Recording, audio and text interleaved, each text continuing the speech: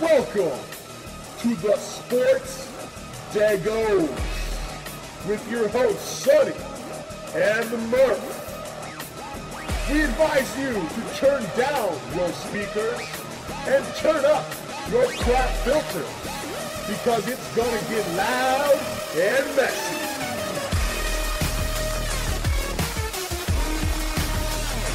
Just win, baby. Just win, baby!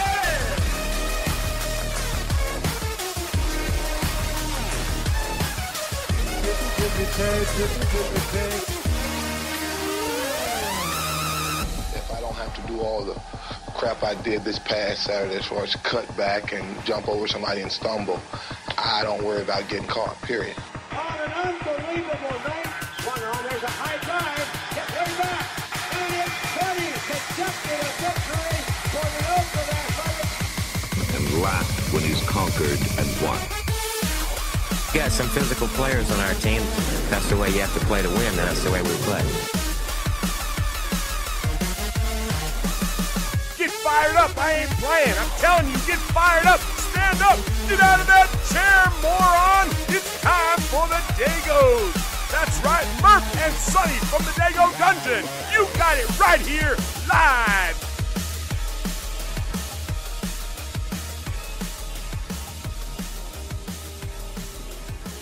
Murph Josh, welcome back once again to the Dago Dungeon here at the Sports Degos, comma, capital I and C, period. Murph Josh, how are you, sir? I'm fantastic. Care of the Dago Dungeon. It's nice to get back into the dungeon. It's been a couple of weeks. There's been, a couple things going on this past week. In and outside the world of sports, it's been a crazy event-filled past couple of weeks. So it's nice to get back into the dungeon and can I just throw something out there real quick? Go the for it, last Murph. time we got together, the Oakland A's were in first place, and guess what? As of tonight, the Oakland A's are still in first place, 12-6 in the American League West, and ahead of those pesky Texas Rangers. You know, Murph, it's been a good couple weeks for Bay Area sports. Although today, I believe, the A's and Warriors both lost. But that's okay. You take some, you lose some and stuff. Murph, I'm extremely tired today. I literally flew down and back to Phoenix, Arizona, to check out a school for my master's program. I got up at 3 in the morning, fresh off of 2 hours of sleep because I had to play some John Madden football and some MLB 2K.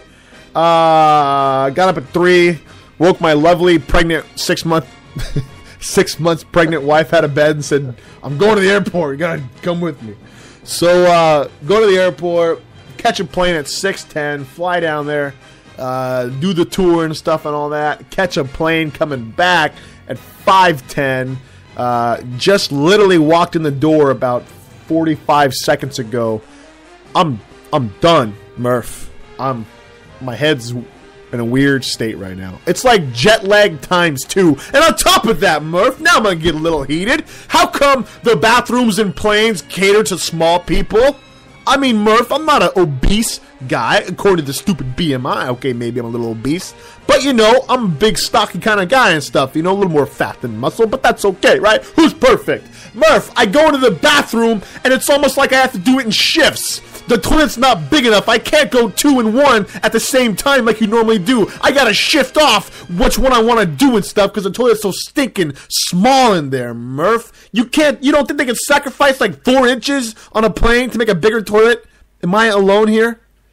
I think you might be alone in the fact that you don't drop douche before you get on the plane. Suck down a Starbucks, drink a big liter of water, have a salad, mix one in once in a while, and then you might be able to drop it before you get on the plane. That's Murph, the key. Murph, you got to evacuate Murph. before you board. Oh, you don't know. I did both times, twice. I took like 6 today, twice before I got on, and 1 each way going on the stupid plane. I'm telling assuming you. that you enjoyed some of that fantastic Mexican food down in Lower Arizona. No. I got better Mexican food where I'm at up here in Oregon. But Murph, let me say something. Arizona's a crappy place. You ever been there? Yes, I've driven through it. I spent an evening in Flagstaff one time, which I actually kind of enjoyed. Flagstaff. It was kind of a neat place. But no, I have not spent any significant amount of time in Phoenix or any other major metropolitan area, which I guess would be what, Tempe? Yeah, nor would you Arizona? want to. We're sitting here at this coast, at this tour thing here, and guy goes, "Look at over there. You can go climb those mountains." And I'm from Oregon, so I know what a mountain looks like. So I look over there, I'm like, "Where?" He goes, "Right there." I go, "Oh, you mean those hills over there that are covered in rocks and dust?" He goes, "Yeah, you can hike those." I go, "What are you going to see?" He goes, "Nothing. You can just hike them." And I'm like, man, this guy needs to get out of Arizona. It's flat, desert. Why would you want to live there? Like, no offense to anybody who lives out there, but I kind of feel bad for Carson Palmer now. I kind of feel good, maybe a little bit, but what do you do out there? It's boring. Well, I certainly hope you haven't insulted the large contingent of listeners that reside in the southern part of Arizona. The Sports Degos, when you look at the heat map, are clearly red in that area of the country. Yeah, they're pissed. They're pissed, Murph. They're pissed. Yeah, they're pissed. They're busy fighting the drug cartels, and they're pissed at us. And you know what? And they have Carson Palmer to look forward to. You know what, Arizona fans? They got a lot of stuff going. You're welcome. You just go ahead and they got a lot of bad news going on down there. That's for sure. Murph, real quick. We talk about sports primarily on the show, but we're all human. We all feel the same things. We all feel sad. We all feel happy. We all feel disgust. We all feel we all experience the same emotions, just through different avenues in life. Earlier this week and a little bit of last week, I think, just the stuff in Boston really kind of just humbled, I think, everybody, and brought everybody back down to realizing we're all in this thing together called life. And before we go any further with our stupid fun show, whatever, I thought we'd just take a couple seconds to just pay respect. Pay respect to everybody involved. Pay respect to the victims. Pay respect to the victims' families of those who were deceased. And it just sucks to live in a world where apathy overruns empathy. And until empathy it beats out apathy, this stuff, I think, is just going to continue and stuff. And it's a sad state, that's for sure. Especially when a whole entire city can get locked down, essentially in martial law, just for one young man, kind of with a couple screws loose, to put it delicately, or not delicately, I guess. So I don't know if you want to say anything, Murph, but just to show respect, we'll have about 30 seconds of dead air. And then we'll go to a commercial break, and we'll come back, and we'll start a show like normal. So go ahead, Murph. Yeah, just real quickly, the only thing I would like to say on it is that, as tragic as it was, and as obviously as unfortunate as everything was, there are some good things that come out of times like this. It's hard to look at those kind of things, especially when you're in the middle of it, whether it be an event like 9/11 or what happened in Boston. But, I think that there are some things that encourage me as far as humanity's state goes. And when you look at the Boston Bruins singing the national anthem, as far as what happened in that game, when literally the guy singing the national anthem just stopped about one bar in and the entire crowd took over and finished it off. I thought that was a pretty emotional moment. Neil Diamond showing up at the first game, coming back to Fenway, showed up at the game unannounced and said, "I want to sing Sweet Caroline," which is a long-standing tradition at Fenway Park, and to see the emotional response that generated. And I think that, that's just two examples in the world of sports to where people rallied around one another, and as you said, kind of joined hands as human beings in this whole thing, and not only as human beings but as Americans. And so it's those kinds of moments I see, and I think that they deserve recognition and are encouraging when clearly they arise in the face of evil and wrongdoing and clearly just absolute tragic events. So if you guys get a chance, I mean we have some links to those things. We'll throw them out there on Twitter for you guys to watch and get time to check that out. So we'll actually do 30 seconds of dead air, We'll play the last half of that national anthem at the Bruins and Sabres game. Oh, perfect. And then we'll go to commercial, and we'll come back, and we'll do the show. So here we go.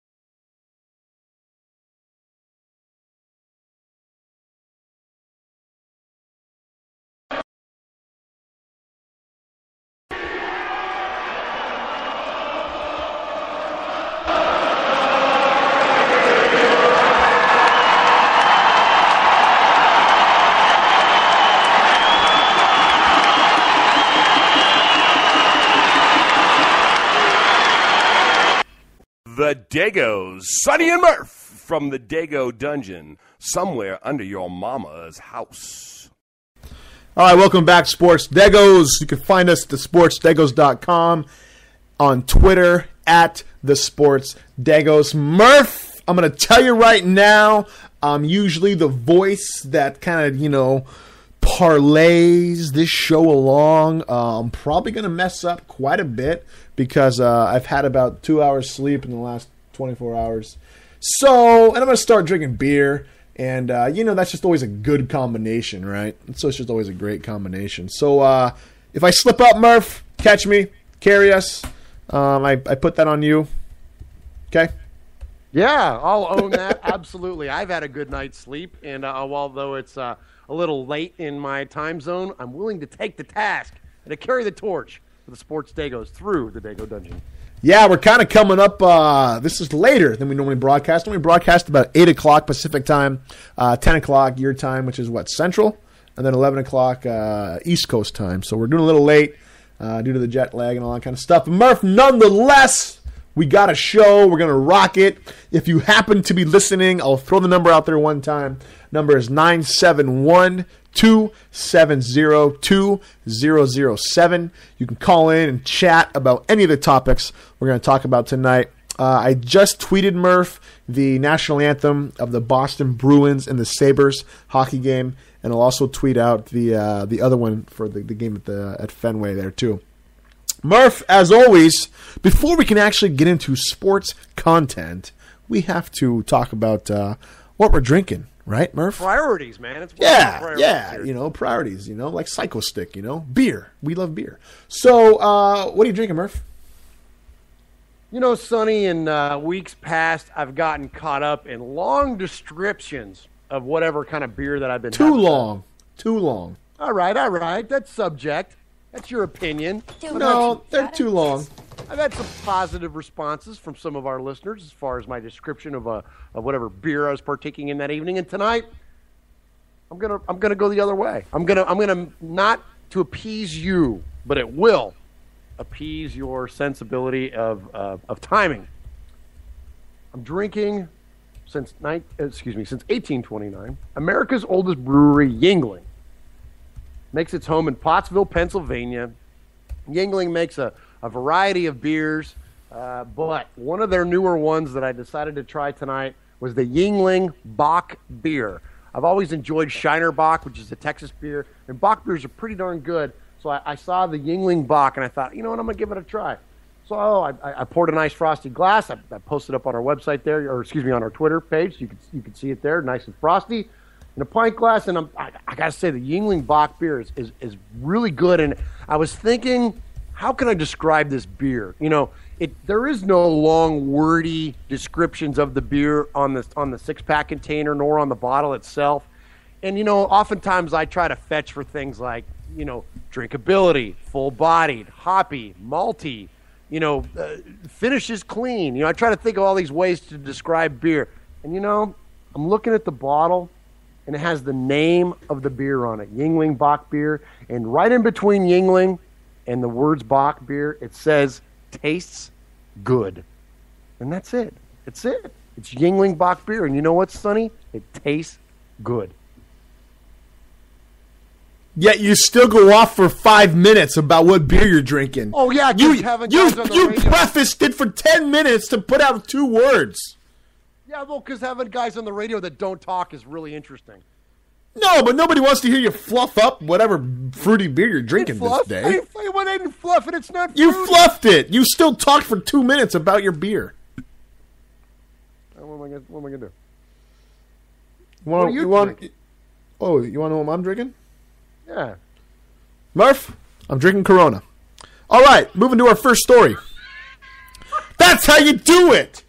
If the beer means something, you don't have to sell it. If you're drinking good beer, you just spit it. You just spit it out.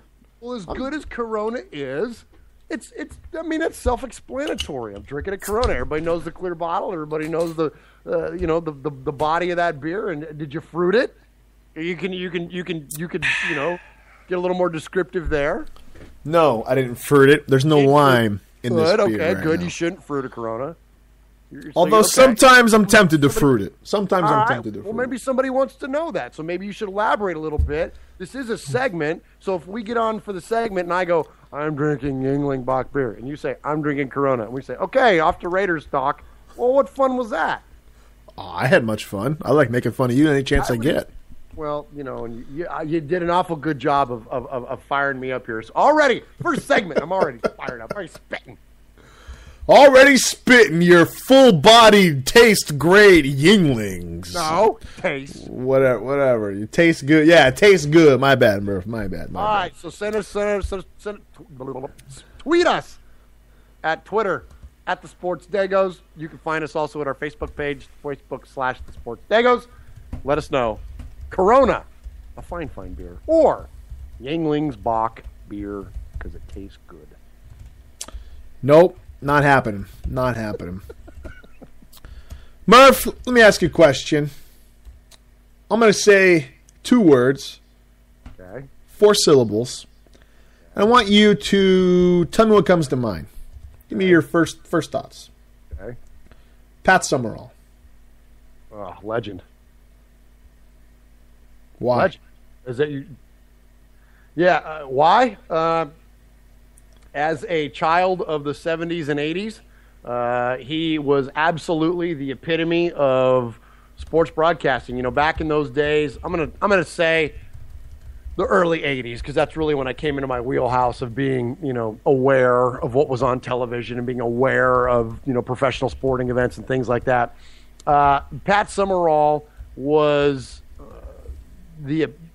he was the first announcer that really came out of just being an announcer to me. That especially the teaming of he and Madden together is that they were bigger than just calling the game. Their personalities came through. And while Summerall was considerably more dry than what Madden was, he was still synonymous with Sunday morning football. And at the time, CBS, and back then CBS was the NFC. It wasn't the AFC like it is now. But still, that voice, that first you had the CBS music, that da, da, da, da, da, da, da, da, and then Pat Summerall would come in and welcome you to the game and kind of set the tone. Man, he just absolutely was just again synonymous with NFL football to me as a kid growing up. And then another thing too, back then that was the primetime game. That when Madden and Summerall were on, that was the big game of the week. There wasn't Sunday night football. There wasn't Thursday night football. There wasn't all the different time slots that we have now. Of course, there was Monday night football, which was Cosell and Meredith and those guys and Frank Gifford. But as far as Sunday goes, and growing up on the West Coast, sometimes it was 10 o'clock. So it's like, you wake up in the morning, you have breakfast, and then bang, here comes, the CBS Sunday morning football. So to me, he really defined that era. He defined, I think, what announcers grew into becoming.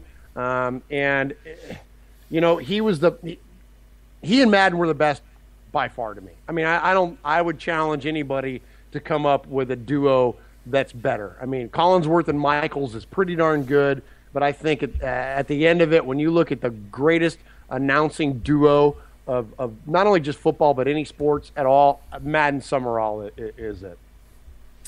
Yeah, it was sad to hear that he passed away earlier. We all got to go at some point, and definitely had a pretty storied career. He was 82 years old when he died.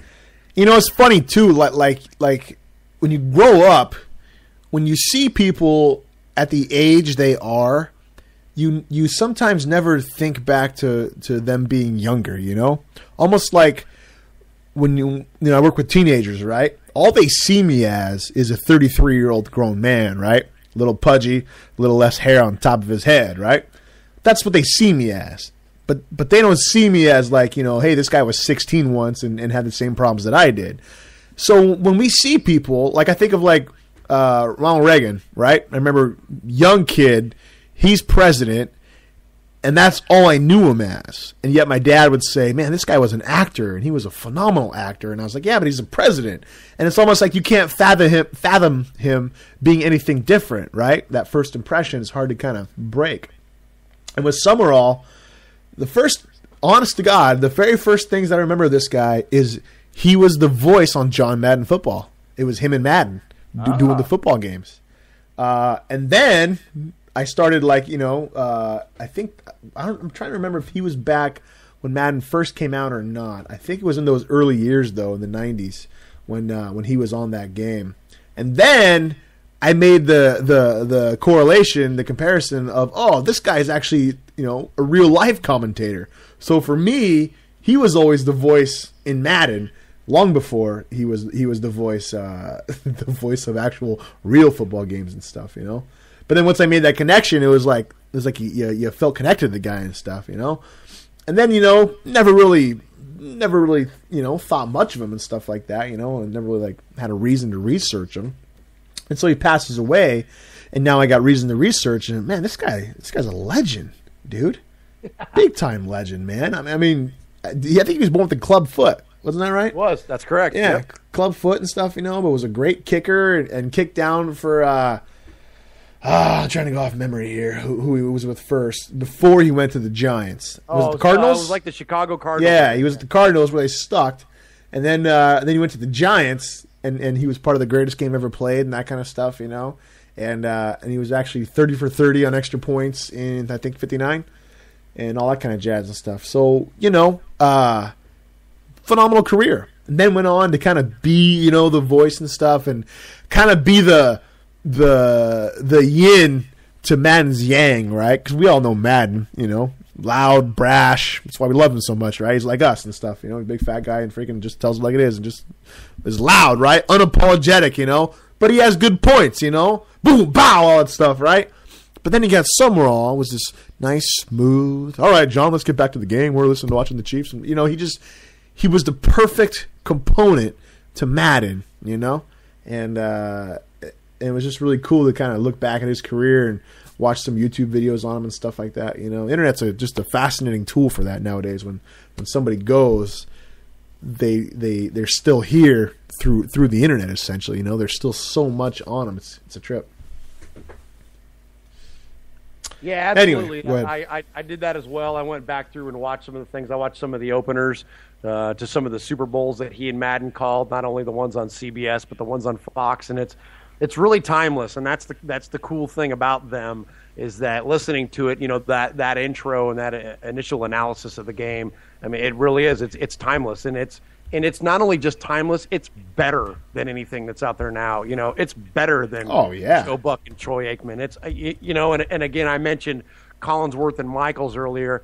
That's pretty close. I really enjoy them, and I really like. I like John Gruden a lot, and I think he and Mike Tirico do a pretty darn good job too. Probably underrated. Gruden gets accused a lot of, they call him Johnny Gumdrops, and how he doesn't really he's not overly critical of anybody, and everybody's great, and but he provides a certain insight to the sport that we as never participating in any facet of the NFL, he provides an insight that is totally unmatched. And I think that's what Madden did kind of early on too, is that Madden, although he was very animated and over the top with a lot of the stuff, he would really break down what was going on the field in a way that other announcers or other color commentators couldn't do that. So, there are other very good guys out there nowadays, but still, I don't think there's anybody that comes close to Madden in some world. What about, remember Gifford and Michaels? I shouldn't say I don't like. I never really cared for Frank Gifford. No? He's Was it because of Kathy Lee? Let's be honest. No, Was you know what? I like her his- better. You ever see her and Oh, jeez, you like her better? When she gets drunk on the Today Show, it's hilarious. At 11 o'clock in the morning, it's awesome. But I never really cared for Frank. He was a little sleepy to me. I liked Meredith. Meredith was good. I always enjoyed him, but I couldn't stand Dan Dierdorf. I always thought that Michaels was really. Yeah, I never liked Dierdorf. He's terrible. He still is. And, Michaels was always way overpowered to anybody else that he had in the booth with him, other than Madden. I mean, he had Madden for a little while there. But I think Collinsworth holds his own. I mean, Collinsworth. I hate Collins. You like Collinsworth? I do. I like Collinsworth. Collinsworth. He's the worst, dude. Nah, worst. He's pretty good, man. He's pretty good. I do like Collinsworth. How about here? I'll give you another one. And this is what we should have done. We should have ranked these guys. What about Nance and Sims? Speaking of Madden football, they're the current voices of Madden. They're pretty good. I can't stand Phil Simms. I can't stand Phil Simms because I'm on Madden. He always says stupid stuff. Like it's third and 3. You throw a 5-yard pass, and he goes, that was a good completion for minimal yardage, but back in my day, it took 10 yards to get a first down or something like that. He says he's stupid, smart aleck kind of comments and stuff. I don't like Phil Simms. All right, well, let me throw one more at you. Another guy that I really like, Gus Johnson. Gus is cool, and he kind of came out of nowhere. Like all of a sudden, it was like the Gus Johnson show. He was kind of just everywhere. I don't know. Maybe he was around for a while. I just never noticed or something. But he's good. I like Gus. I like Gus a lot. I think that he's good. I like him calling college basketball, and I definitely like him calling in the NFL. Since we're here, the guy I can't stand. Oh, let me give you this. Who would you rather have? Who would you pick? Gosh, I don't know how I want to set this up. I'm dragging myself up here. I'm on 2 hours sleep and jet lag and half a Corona. I'm done. If you had listened to a game and you had to pick one of these two, gosh, you could almost throw a third in here too. No, we'll stick with the two. Shannon Sharp and his freaking horse-like mouth, or Terry Bradshaw. Oh, God, as far as analysis goes? No, I'm just having to listen to him. Yeah, well, what's funny is that I don't watch either one of them because I can't stand the CBS morning show. As much as we love Dan Marino, I can't stand that morning show. It's horrible. It's horrible, dude. Awful. My favorite, dude. I dig the NFL Network guys. I love Rich Eisen. I think he's good. I like Dion. Yeah. But the best to me, dude, is still. You can't go wrong with Boomer. I don't care what anybody has to say. No, he's a legend. And Mortensen and Schefter and TJ and Keyshawn Johnson now and Chris Carter, dude. That's the best. The ESPN and then they do the main event where Kenny Mayne comes in there and does his funny thing. That's the best morning, dude. I turn on ESPN way early on Sunday. And I camp out and watch those guys, and that is the absolute best. Hey, you never answered my question. I'm segueing. Sharp or Bradshaw? If you had to watch a whole game. But really? Oh my gosh, Shannon Sharp he talks with marbles. The worst. Okay, let's go. Round 2. Sharp or Theismann? Theismann. I like Theismann. Oh gosh. I thought he was okay as a color guy. No, Theismann's horrible. Okay, is there anybody worse? Is there anybody worse than Sharp? As an analyst? As just a personality. It's just like every time he talks, dude, it's like the words come out, but his mouth is still flapping like 5 seconds afterwards and stuff. He chopped. You just like I can't stand him. Yeah, it drives me crazy. There are two guys that I think are worse. Who? And Dan Dierdorf, the most uninformed color Dierdorf? Analyst. Really? You think he's worse than Sharp? Dude, he's terrible. That guy, all he does is state the obvious, and when he tries to provide any kind of insight, I swear he doesn't pay attention to what's going on in the field. It's like, are you not watching the same game that I am, Dan? If you're going to comment on it, put down the hot dog for a minute and see what's actually happening, the action that's on the field. He drives me nuts, dude. There's nobody that's more wrong regularly than Dan Dierdorf. I absolutely can't stand him. And then the other one for me is Fouts, because I watch, like you, I watch every single Raider game. I watch a lot of NFL, but I watch all 16 regular season. And Raiders he's always doing the games. Yeah, because he's the freaking C squad, and the Raiders usually pull the C squad. It's him and Iron Eagle or whatever, and you got to listen to him beat the crap out of the Raiders for 3 hours because he can't stand them. And while I kind of get that, I would rather see somebody that's a little less biased than freaking Dan Fouts on there. So I can't stand Dan Fouts. So to answer your question, Dan Dierdorf, Dan Fouts definitely trumped Shannon Sharp as far as morons I don't want to listen to. But other than that, Shannon Sharp's way up there, dude. I didn't like him as a player. Dude, he was a Raven and a donkey. I mean, how do you know what I mean? It's like I couldn't stand him when he was a player. I don't like him as an announcer. There's some guys that transcend. Some guys I didn't like as players, and I love as an they do better. They do better. Steve Young is one of those guys. Deion Sanders is one of those guys. You know, there's a lot of guys that Michael Irvin. Even Michael Irvin, I think, is great. Yeah, absolutely. You know, now Sapp did the reverse. Sapp, I was kind of on the fence about him. Became a Raider. I loved him. As soon as he retired, he badmouthed the organization every chance he gets. Yeah, he's a punk. I can't stand him. He's a punk. He's a punk. No, I gotta go. I gotta go Sharp. He's the worst. I can tolerate Fouts. I can tolerate Dierdorf, but when Shannon starts yapping, I just walk out the room or turn the channel. He's just awful. And I don't know if it's because he's associated with the freaking donkeys and stuff like that. I think if anybody were to give Elway a run at being the actual human mascot of a donkey, it'd be Sharp. Definitely be Sharp. Elway has that title though.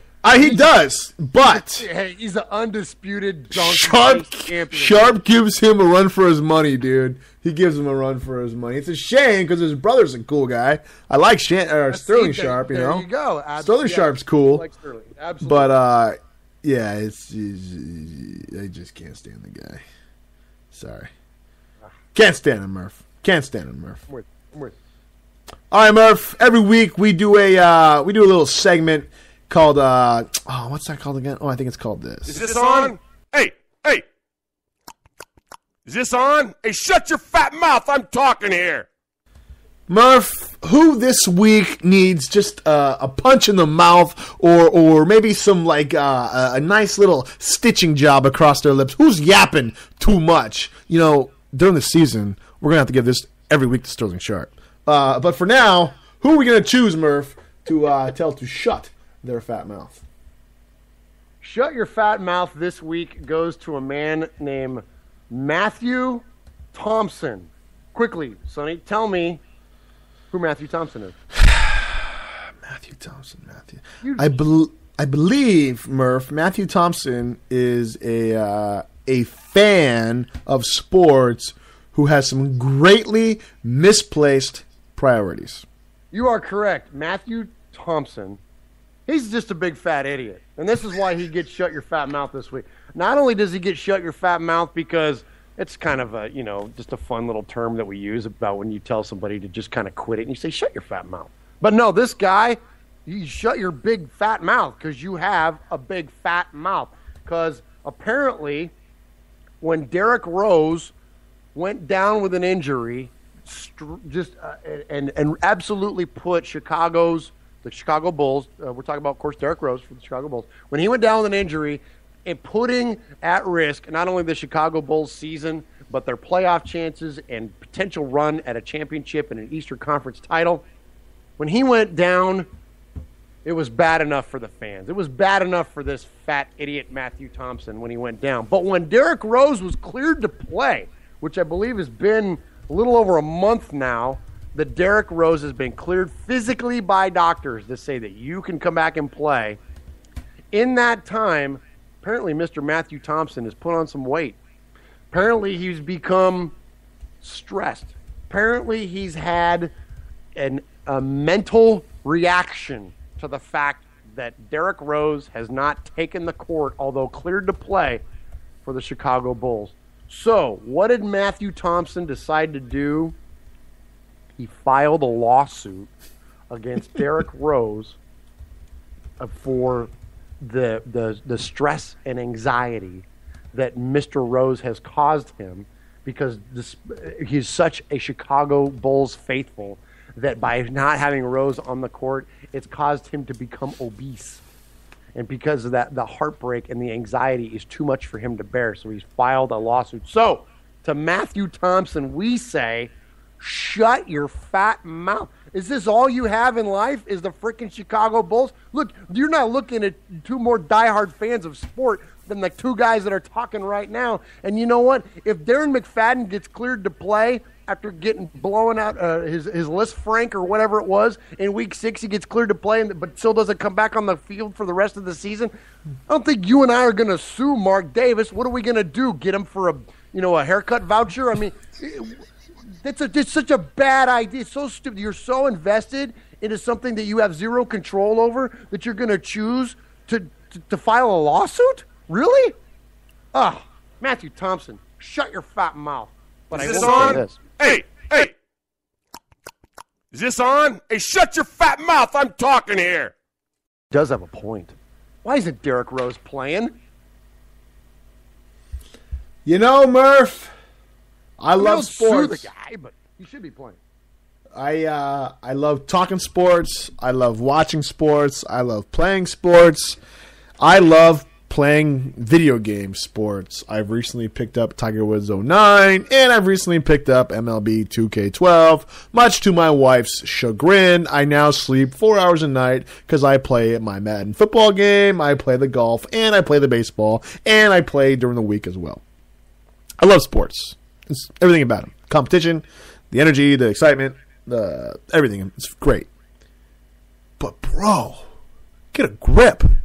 You're gonna sue you're essentially your favorite player.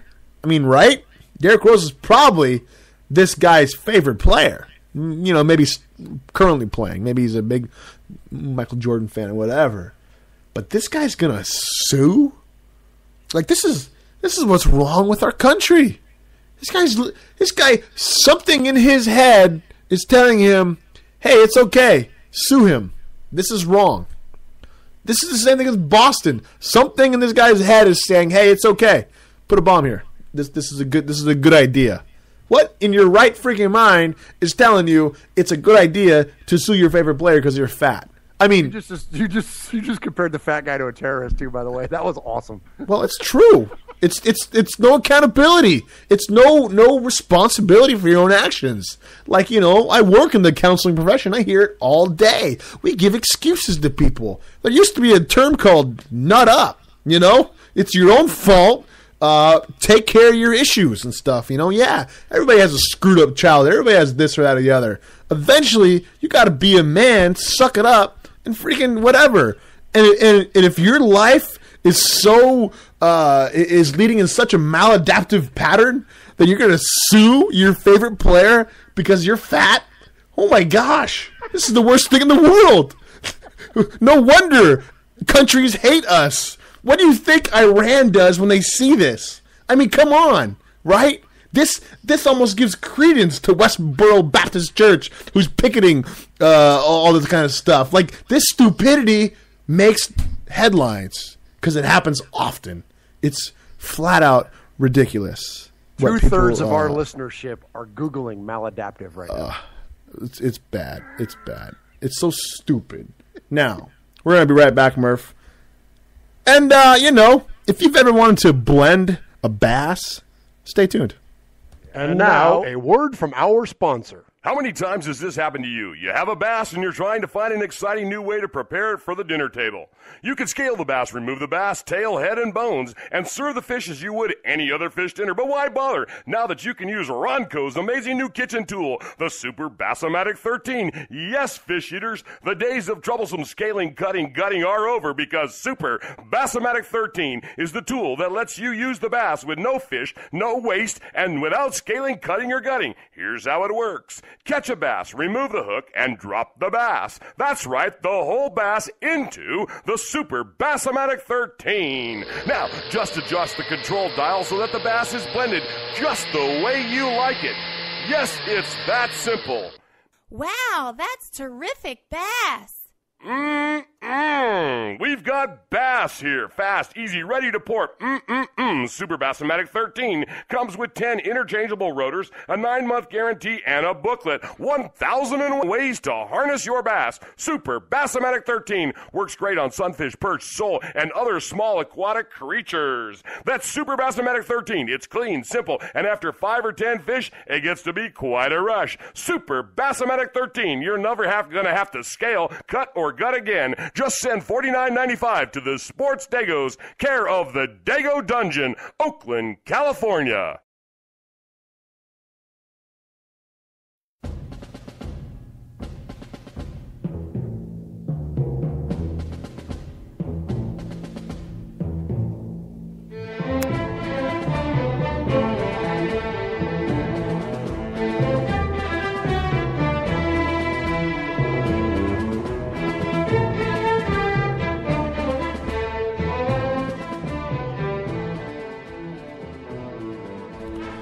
All right, Murph, we're back. Sports Degos, to sportsdegos.com, on Twitter at the Sports Degos. For those of you who are curious what maladaptive means, it means a pattern or series of bad thinking leading to bad behavior, leading to negative consequences in your life. Moving forward. Murph, speaking of maladaptive behavior, let's talk about those Oakland Raiders. Let's talk about the Oakland Raiders. Oakland Raiders repertoire, my favorite section of what we do here in the Dego Dungeon. Murph, longtime Raider fan, 14-time hosting the show. Schedule came out this week. A new tradition, Murph, we have started in our little family here is every year we try to go to a Raider game. Correct. Now you're out in the beautiful country of Tennessee. I'm up here in the wet country of Oregon. It's a far trek. A couple years ago, we made it down to the Jet game. Got to see the Raiders beat the Jets. Got to see McFadden, run right at us and more. That crazy, reverse touchdown and stuff. And got to see a great game. Last year, went to hot Atlanta. We were praying. We were hoping. We were saying, I hope it's competitive in the second quarter. Not trying to curse our team, but have realistic expectations. Little do we know the game was competitive all the way to the fourth quarter until Carson throws the pick six, but that leads them back. But then they play the prevent defense and give up the long field goal to Matt Bryant, and we lose the game. Which, remember, the only person who harassed us was a girl in Atlanta. Atlanta, what's up to your fans? So, Murph, the new schedule's out. We're going to pick a game to go to. And then we're going to do a little thing. We're going to say, what do you think? I don't want to spend too much time on this. It's been done by everybody in the book. So I don't want to, think we're the only ones doing analysis of the schedule and stuff. If I had to pick one game to go to, and that's what I have to do, I got to pick one game to go to. I don't have the luxury of having this place in my backyard, or else, gosh, I'd probably be unmarried and whatever, it'd be bad. One game. There's two games that stick out at me for very different reasons. The first game I would want to go to would be Pittsburgh. Hands down, maybe a bigger rival than the Broncos and the Chiefs and the Chargers is the Steelers, due to the long, storied history of the two teams in the 70s and just the battles they had and stuff. I just hate them. Much like I was born to love the Raiders, I was born to hate the Steelers. So that would be a great game to go to. You can just imagine the atmosphere and the electricity that would be happening for that game. That's one that I would definitely love to attend. However, there's also one that really intrigues me as well. Philadelphia Eagles.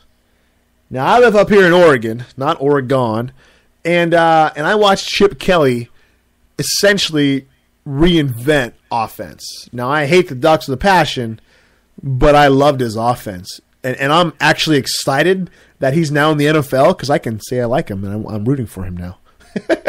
So he's going to do something in Philly. There's already been talk. There's already interviews, with Vic and with the tight end and stuff. People are already saying, "Man, this guy's reinventing the wheel here, essentially on offense."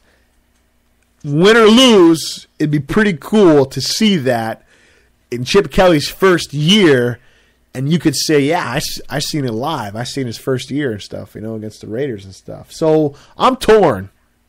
Two very different reasons, but those are my two games. What are you thinking? Wow, when you look at the Raiders' schedule early on, we talked about doing our annual Raider game that we alternate between home games and away games, and so we are limited to the 8 home games that happen in Oakland this year, and based on of course the holiday schedule and things like that, it's best for us to go early in the year. So our options are the Jacksonville Jaguars, the Washington Redskins, San Diego Chargers, Pittsburgh Steelers, and the Philadelphia Eagles. Now, as you mentioned, the Pittsburgh Steelers, when you look at the long storied history of the Oakland Raiders in the NFL, there is nobody that a Raider fan should be more pissed at than the Pittsburgh Steelers. That's a big frozen block of urine, by the way. And your dad's a fan, by the way. I don't know how that happened, man. Let's not bring up the let's not dredge up the dirty laundry. And your half brother's a Niner fan. Listen, but I'm all Italian and all on the right side when it comes to the Raiders. And listen, and the man I took the moniker from, Murph, my Uncle Murph, as your dad was a diehard, absolutely OG Raider fan. So there is some good on the Murphy family football tree. But all that said, when you look at the lineage of the Oakland Raiders, there's no one we should be more pissed at than the Pittsburgh Steelers, because those guys really put a hurt Cheated in us. More than the New England Patriots, more than any division rival. The Pittsburgh Steelers have prevented more Oakland Raider championships than any other team in the history of the Oakland Raiders. So I agree with you. The Pittsburgh Steelers would be a phenomenal game to go to. That's definitely one that attracts my attention. The Steelers are going to be down. They were down last year. They're going to be down even further this year. So not only do we get to see a storied rivalry, but there is the potential for us to see a win, which are going to be few and far between this year. So the Pittsburgh Steelers, I think, is an excellent choice.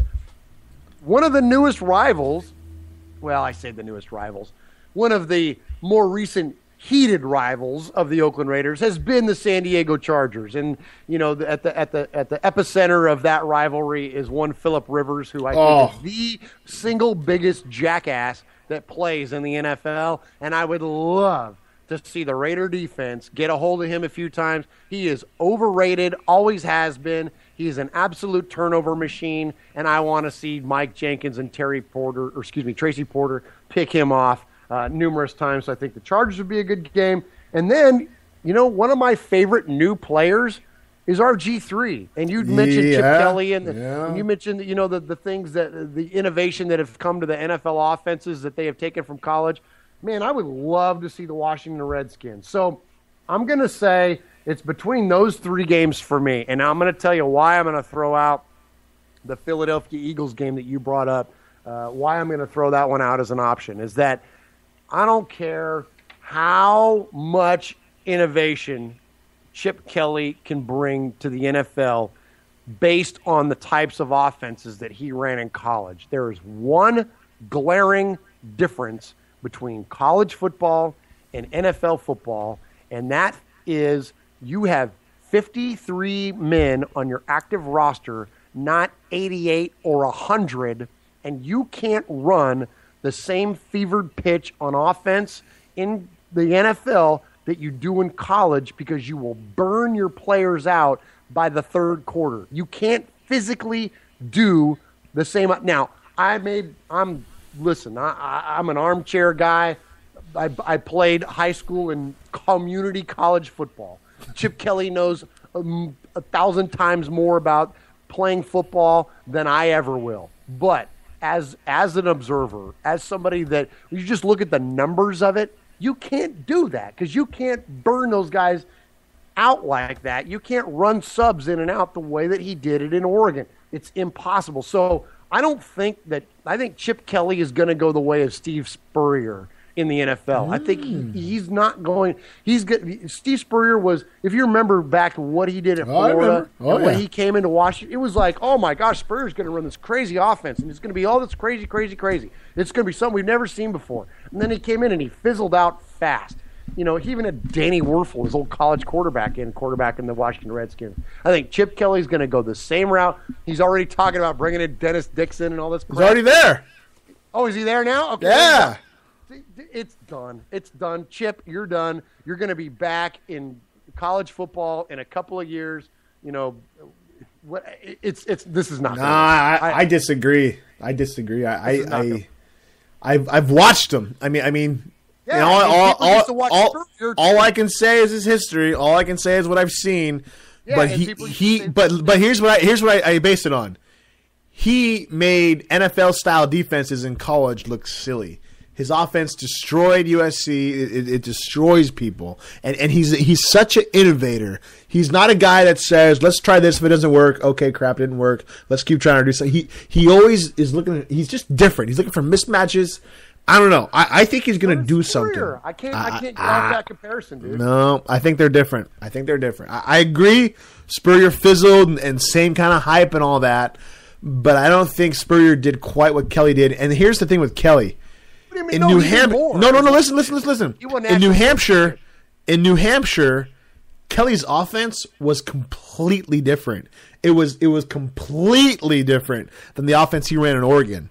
What he does well is he doesn't say, "Hey guys, here's an offense, let's run it." He says, "What are the pieces we have, and let's make an offense like that." He's a little different in that caliber. If you look at the stats he was doing over there in New Hampshire compared to what he was doing at Oregon, they're different. They're a lot different. There's a whole lot more passing yards and a lot less rushing yards. And in Oregon, he was real heavy on rushing yards and not a lot of passing yards. But listen to this.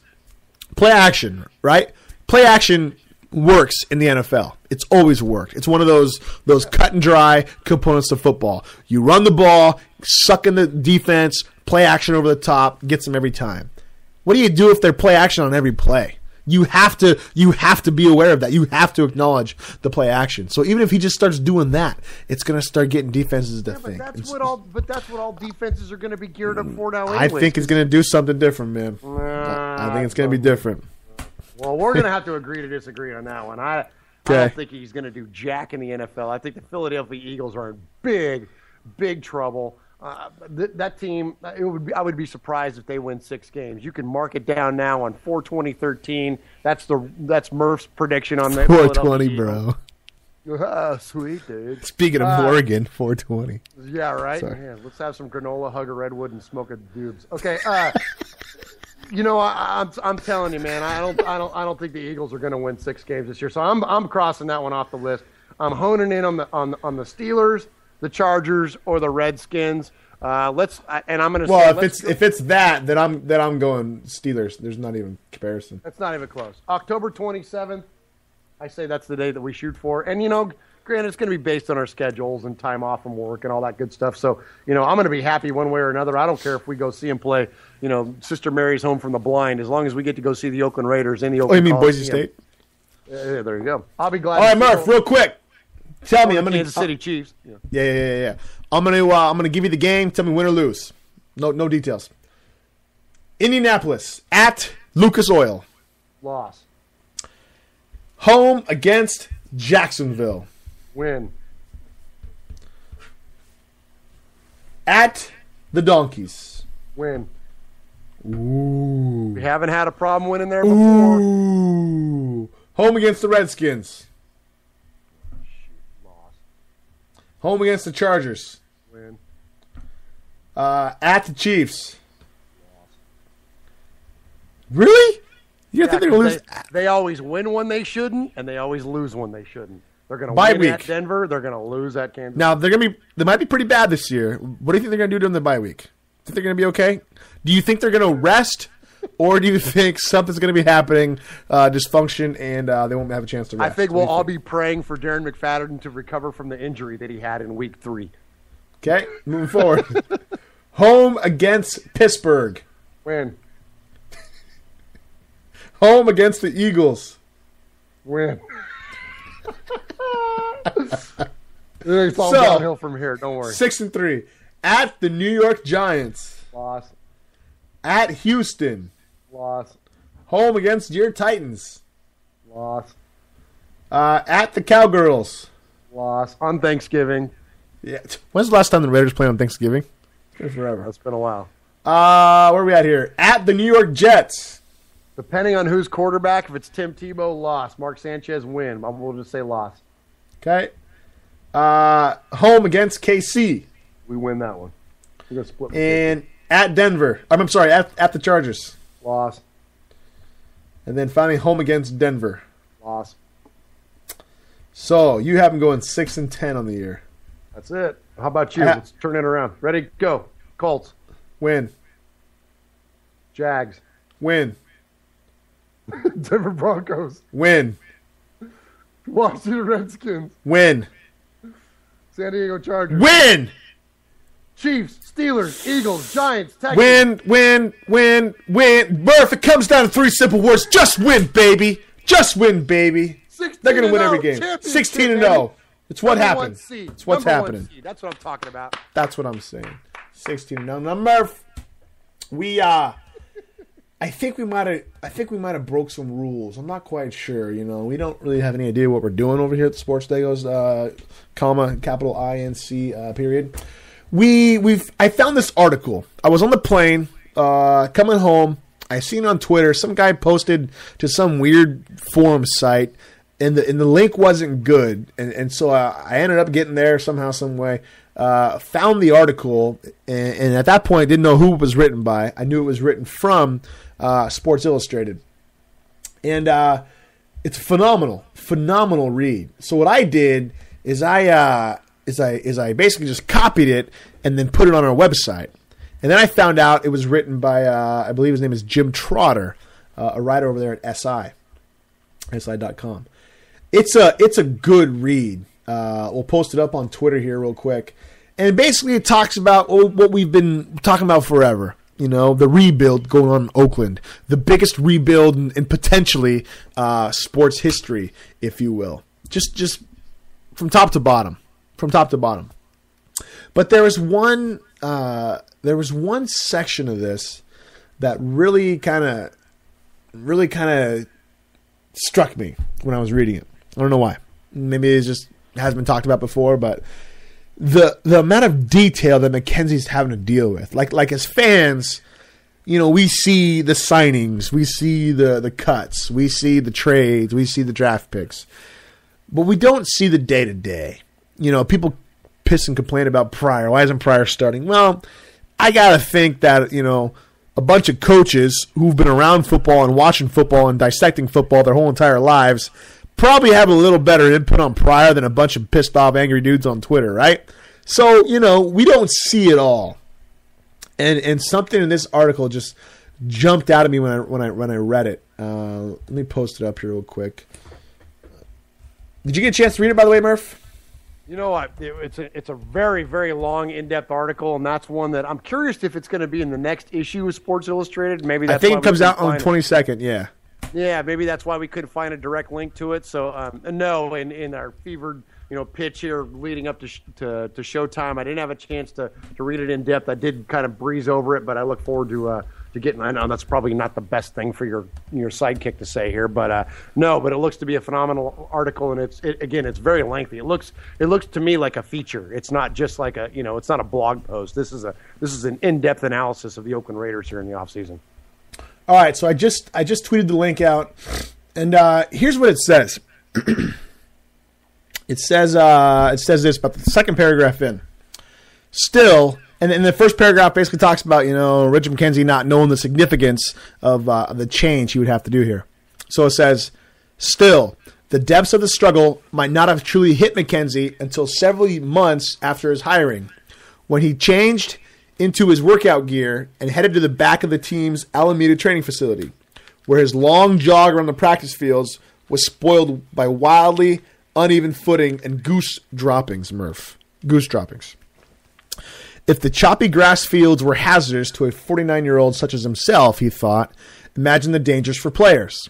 In the previous 2 seasons alone, running backs Darren McFadden, Marcel Reese, wideouts Jacoby Ford and Darius Moore, defensive tackles Richard Seymour and Tommy Kelly, and linebacker Slolando McLean had all been hobbled by or missed significant time because of lower body injuries. When McKenzie asked who was responsible for the upkeep of the fields, which were riddled with dirt patches, the answer stunned him. The Raiders did not employ a full-time on-site groundskeeper. Instead, the work was outsourced to a local company, astounding considering that the difference between the playoffs and a pink slip could easily come down to a turned ankle, a jammed toe, a tweaked knee, or a pulled hamstring. This baffles me that the injuries we've seen to McFadden, the injuries to Ford, the injuries to all these guys could maybe possibly come down to just lack of field etiquette during practice. And this is what he inherits. I mean, you would think, right? An NFL pro team, right? Top elite, right? You play junior or you play Pop Warner, right? It's fun. The fields are crappy. You play in junior high, start to step it up a little bit, right? Maybe you have a stadium. You play in high school under the Friday night lights. Things are getting kind of bigger, right? If you're lucky, you get recruited, go off to a D2 school or maybe even a D1 school. You're playing in front of 40, 50, 60,000 people. Maybe if it's in the SEC or the Big Ten, you're playing in front of 100,000 people. You know, every time you go up, you're moving, you're rising up, right? The facilities are better, the players are better, the equipment's better, the practice is better, the coaches are better, the fields are better, the practice facilities are better, right? Everything should be better as you move up. And then you move up and come to Oakland and you take like 7 steps backwards. There's probably high school fields who have better facilities than the Raiders do. This just blew me away. And I think this is what we as fans just don't see all the time. We don't see the behind the scenes. We think we do. We think we have good analysis because of what we see happening, but we don't see the behind the scenes. We don't see the inner workings. You know, we go to the stadium. We know the stadium sucks. It's been there forever. You know, it's kind of iconic, but it's horrible. It's a horrible stadium. And so you can imagine if the stadium's that bad, and it's the only stadium still using a baseball field, I think. Is that correct? Yeah, that's correct. Nobody else is still using a dirt field and stuff, you know, doing twofers. So it's like, if the Raiders have to build this thing from the practice field up, this is going to take a while. And it's deep. You know what I'm saying? You know, well, we've talked about that, you know, pretty regularly, and I hope that that's a concept that Raider fans grasp onto, is that this is not something that's going to turn around overnight. You know, in today's NFL, we have a lot of situations and a lot of evidence of teams that have turned it around, you know, in a season. You know, when you look at, you know, I don't know, the Seattle Seahawks or the Arizona Cardinals the year they went to the Super Bowl, or, you know, there's lots of examples of teams that have turned it around quickly by, you know, filling in with a piece or, you know, there are 2 or 3 positions. Where the Raiders are not that. This is completely counter to what is going on in today's NFL. And the reason was because the business model of the Oakland Raiders has become antiquated. It was from everything from the front office to the on the field to the personnel choices to, as you're mentioning, you know, the practice facility. I mean, everything is antiquated at this point. And that was, you know, the unfortunate flaw of a great mind like Al Davis, is that things that he found success in his career and his innovation when he was a young man that taking over this organization, those innovations that found him success, the game evolved past that, and he wasn't able to continue to adapt as football grew. Al wasn't able to grow with him. Now, all that said, there are there are standards and there are practices that are set in the NFL, and whether it be, you know, the turf upkeep and things like that that's regulated by the league, and the field gets walked every single game. Gets walked by not only the home but the opposing coaches, the officials for the game.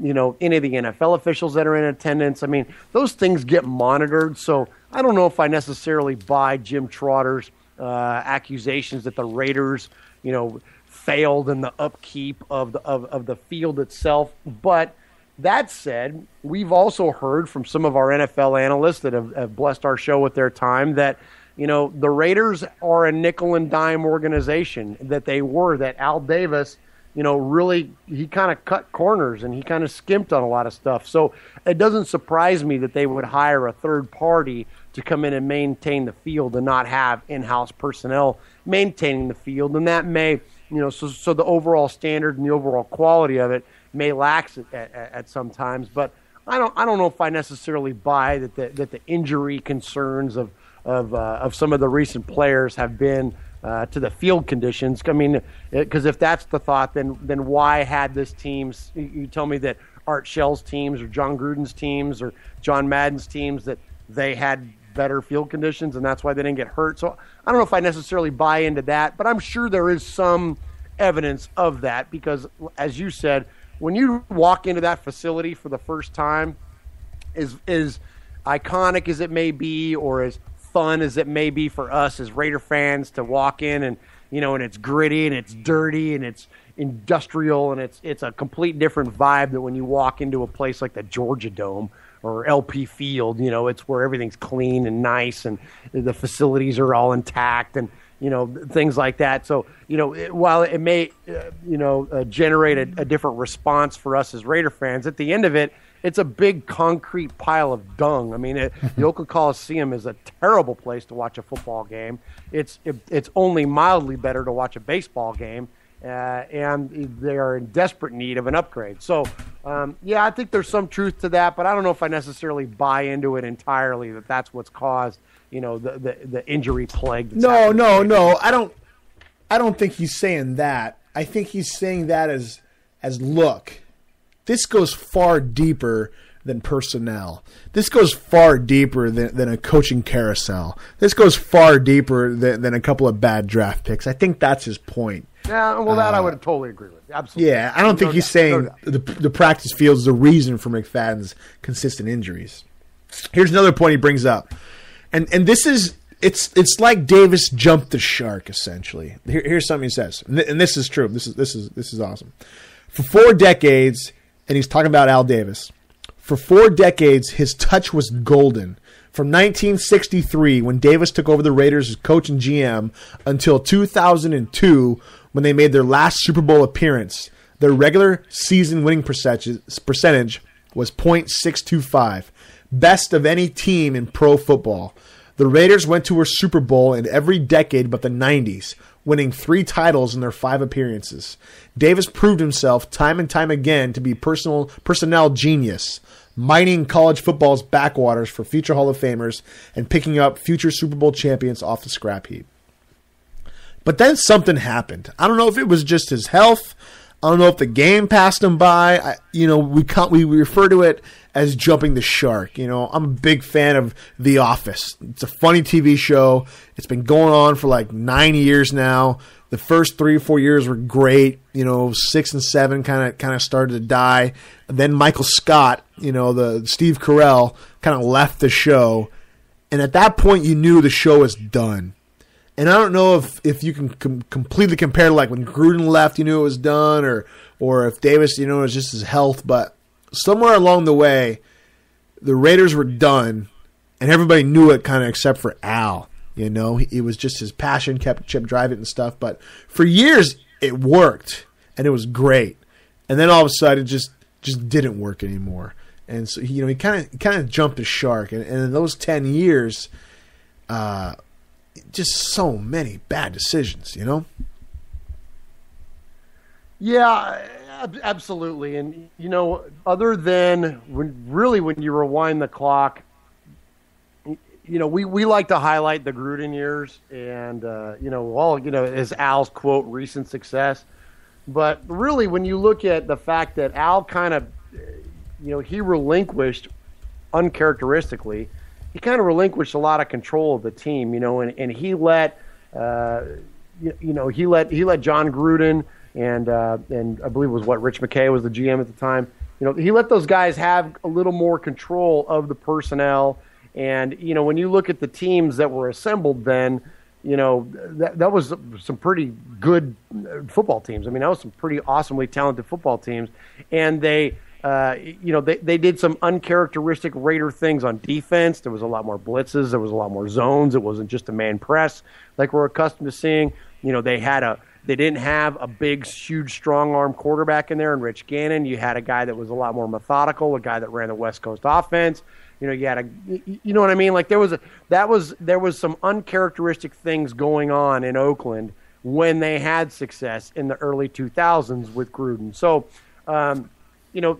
that to me lends to that thought of that the game kind of passed Al by, because after Gruden left and Al took full control back over the team, look at the players that he brought in. Look at the tactics that he had. Yeah. It really just, you know what I mean? It was a slippery slope, and it was downhill, and really, we talked about when Al first passed away about a lot of the things that were impressive about him and being a Maverick, and one of the things was being a master of the salary cap, that the Raiders were always in play for big-name free agencies. It didn't matter how much dead money they had, or it didn't matter how much money they had committed already. They always found a way, Al always found a way to manipulate the cap to bring in those kind of guys. Well, I think it finally came to a head, and unfortunately at the same time of his passing, is that he got to a point where he couldn't maneuver like that anymore. I mean, what would this guy have done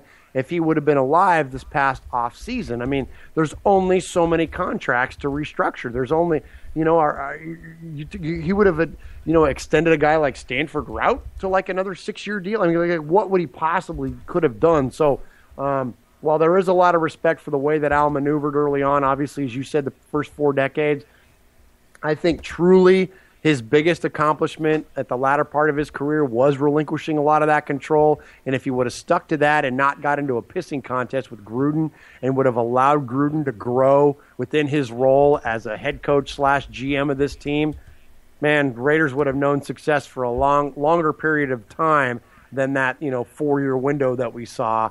Mackenzie, to come full circle on it, Mackenzie has an absolute monumental task, as does Dennis Allen, to try to get this team back on track. And I think at the end of it, regardless of how we choose to slice it and dice it and point a finger and to assign blame and to, try to reason it all out, at the end of it, it's a complete mess from the highest most points in the front office to the lowest most points in the scouting department. It's all a mess top to bottom, and that's the task that these guys have, is to cut ties with bad contracts, cut ties with bad members of personnel, just really wash their hands, bleach everything, and start from the very, very, very beginning. And this is something that's really unprecedented. I don't think we've ever seen this kind of a blow-up job ever in the NFL. I may be wrong, but at least not in recent history. No. Who had control of a team for 50 years? Is there anybody that comes even close? Is there any organization, let alone football, in professional sports, where an owner had essentially complete control for 50 years? I mean he would call the plays sometimes, as a G, he'd call down there and tell them what to do, He was in control of every draft pick. When you look at, you got Bud Adams in Tennessee, you got, excuse me, I can't remember the name of the guy in Buffalo, but you got, is it Ralph Wilson still? I mean, I think you so. got like long time. I mean, there's some, Art Medell up to the time that he passed away last year. I mean, you got guys that are owners for long, periods of time, but you're right that you hit it on the head. The difference is that, there are, Bud Adams. There's a separation. Yes, he had Jeff Fisher, and it's escaping me at the moment, Floyd Reese. He had Floyd Reese for many, many years. That he was the architect of those successful Titans football teams, the team that made it to the Super Bowl, the teams that have, that participated in AFC Championship games. That was all Floyd Reese constructing that team and Jeff Fisher coaching them. Bud Adams sat back. He wasn't the guy that, now he'll throw his weight around every once in a while and say, okay, Jeff, you're going to draft, Vince Young, because he's a Texas guy and so am I, and I think he's going to be great. Every once in a while you'll have an owner like that throw their weight around, but for the most part, they relinquish the control. And again, when Al Davis did that, he had success. So, but for the most part, he had his thumbprint and his thumb down on that Oakland Raiders football team for 50-plus years, as you mentioned. And so it's unlike anything we've ever seen. Yeah, it really is. It's unprecedented. Again, we tweeted the article out there. I'm not sure if we're breaking copyrights or anything, Kind of just copied his article and posted it on our website, But we give him all the credit. We didn't write it. It's all Jim Trotter. Anyway, if you get a chance, check it out. It's a good read. It's long. If you got a long plane ride or something like that, check it out for sure. Murph, who's the one high-profile guy the Raiders still have? Got to be Darren McFadden. How many years have we just been disappointed in this guy? Gosh, really, well, I hate to pin this on him, but I mean, really his entire career has been overall disappointing. I want to say that, 2 years ago, he was on, an MVP pace. I mean, you mentioned the game that we saw, in New York, against the New York Jets in Oakland. I mean, he just blew up the Jets that day. We've seen him have some huge games in Denver. He's had absolute flashes of brilliance, but unfortunately has been plagued by injuries. And then last year, you can't really pin last year on the guy because, you had that moron Greg Knapp in there that tried to, set in the zone block scheme, the scheme that you couldn't practice in practice. You could only practice in games. Yeah. Come on, really? I mean, it doesn't take a rocket scientist to figure out that that's not going to work. They had this power run game with these absolute monsters on the offensive line, making holes for Darren McFadden, a one-cut runner, and he did great. And then they went away from that last year. So, anyways, aside from that, they're moving back into that same type of run scheme this year. And I got to say that injuries aside, I think that Darren McFadden could reestablish himself as one of the elite players in the league, regardless of how good the rest of the team is around him. We saw Barry Sanders do that for many, many years.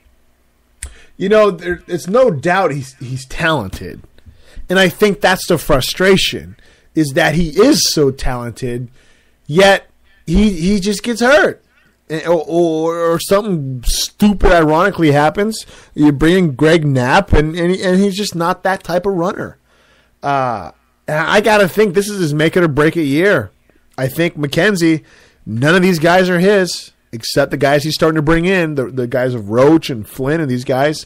Those are his guys, but McFadden's not his guy. Hayward Bay wasn't his guy. Anybody who was there, prior to McKenzie coming on, you're show me what you got, or you're done. I think is what McKenzie's doing and stuff. It's the only conclusion we can come to based upon what he's done.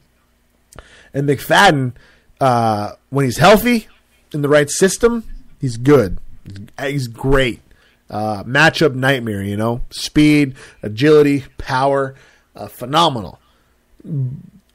But there's always something happens. So what if McFadden has a great 8 games this year, right? Say he makes it halfway through. After 8 games, he's sitting at about 800, 850 yards, maybe 900, close to 1,000, and he gets hurt for the rest of the year. What do you do? What do you do with the guy? It's like, pardon my French, the guy gives you blue balls, right?